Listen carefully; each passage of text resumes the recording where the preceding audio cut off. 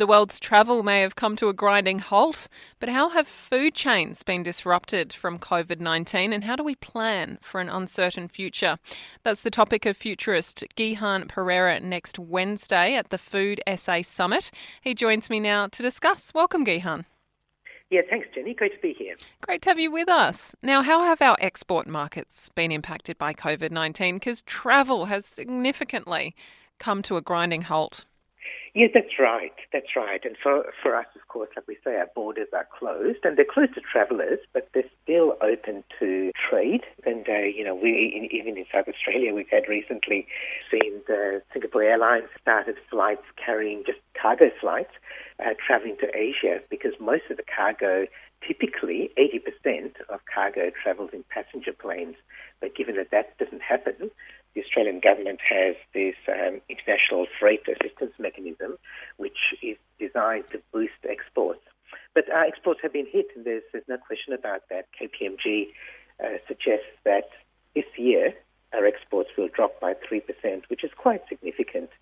And many of those are typical export markets for food, like India, China, parts of Asia. They're going to be hit as well, and they're being hit by the pandemic, so that's going to affect, obviously, exports to those countries. What about getting food in here? Has that been disrupted much? No, so the good thing about Australia is that we've got very strong food security. We already have, within Australia, we create about 3 times as much food as we need. Oh, right. So there's never been a question about food security. So even though there was all that panic buying about pasta and toilet paper and things like that at the start, like other goods, maybe toilet paper, there may have been some justification for that, but certainly for food, there's never been any question about that. We have plenty of food. In fact, we actually grow and produce more food than we need, much more than we need.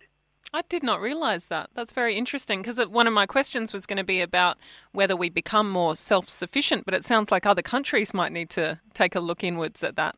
Yeah, definitely. But the question about self-sufficiency is actually an important one as well, Jenny, because it's not only for the food that we consume in Australia, because there's no question about that, but it's going to affect other parts of the supply chain. So if you are producing and you're exporting, and even if you're producing food within Australia, there are other parts of that, like packaging. And if you need to import some of that, then that could be an issue. Oh. And so supply chains are going to be affected by this. There's a lot of talk about we should have more of our stuff brought back to Australia so we're not so reliant on other countries, because there's been this big push towards globalization recently, as we all know. And as a result of this pandemic, there are people saying, we need to bring everything back on shore because we need to do everything here. We need to be completely self-sufficient. I think there'll be a little bit of that, but not a huge amount. I think a lot of that is people just getting worried about what happens if there's another big global event. We need to be self-sufficient. But that's like saying that we should all be growing veggies in our own backyard. Now, there's nothing wrong with that, but most people aren't going to be doing that.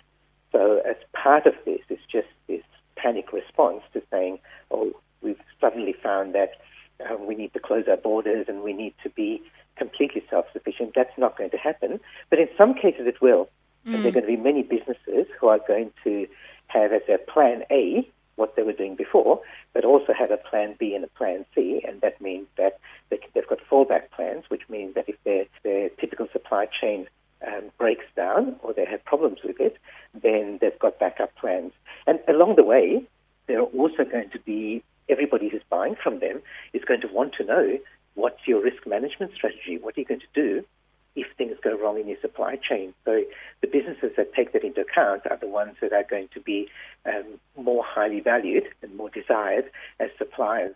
Yeah, absolutely. There is certainly a volatility involved. And I suppose as well, we're all having to ramp up our hygiene practices. That could slow down production and getting our exports out there and getting our food to the plate. Yeah, and that's especially true when you're thinking about the typical food producers, like if you've got meat houses and meatworks. We've seen already that some of the coronavirus outbreaks have happened in places like that because there are people working in close proximity, and it's not easy for them to do exactly what they've been told to do and we're all required to do. It's not as easy when you've got people working in those environments. We've certainly seen that shopping centres have taken control, and they've put up plastic shields, and they've put signs on the everywhere, and markings on the floor to where you stand, and how you use contactless payments. And so all of those things are adding costs, and they're adding just extra burden on everybody in that supply chain. With me at the moment is futurist Gihan Perera. He'll be at the Food SA Summit on Wednesday. Is that going to be a virtual summit? Yes, it is. For the first time, they're running this as a virtual summit. So, and like many organizations are doing, and they've been really innovative around it, Jenny, because I speak at a lot of conferences, and most of them have just decided to defer, to postpone their conference.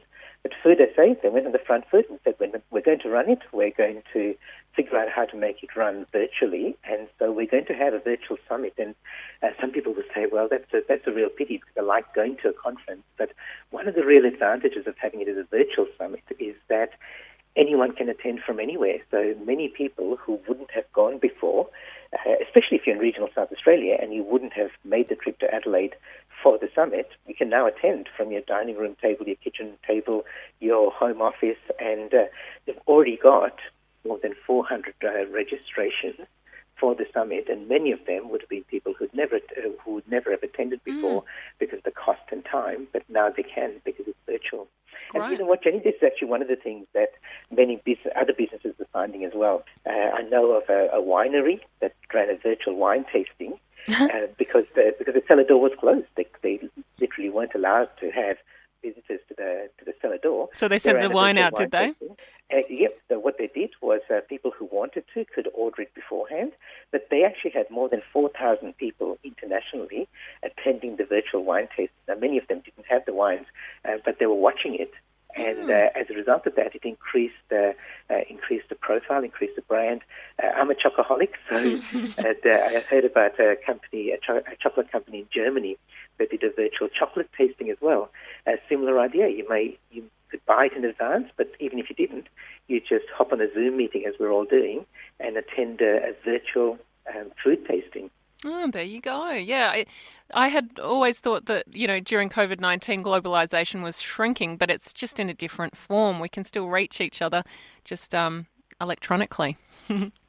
People are really adaptable. People Yeah. find ways to make things happen. And a lot of what's happened is it's accelerated some of the innovation, it's accelerated digital transformation, it's accelerated some of the things that have already been happening, but not everyone was doing it. So you know that now there are many more people who have become comfortable with ordering online. They may never have done that before, but because they've been forced to and because they're worried about going out, they have just done it. And as a result, they've realized that maybe it's not such a bad thing.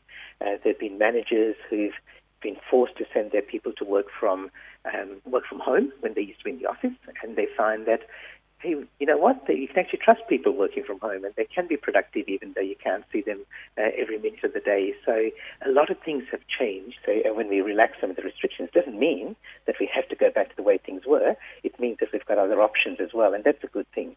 Yeah. Now, we can find you online. We can also look up this Food SA Summit by, I guess, typing in Food SA and searching it there. Yeah, exactly. And so the Food South Australia website. So, and they're still taking registrations. And again, because it's a virtual summit, it means you don't have to book right now and then book travel and book accommodation. You can just register and then attend on the day. Thanks so much for joining me today, Gihan Perera. Yeah, my pleasure, Jenny. Good to speak with you.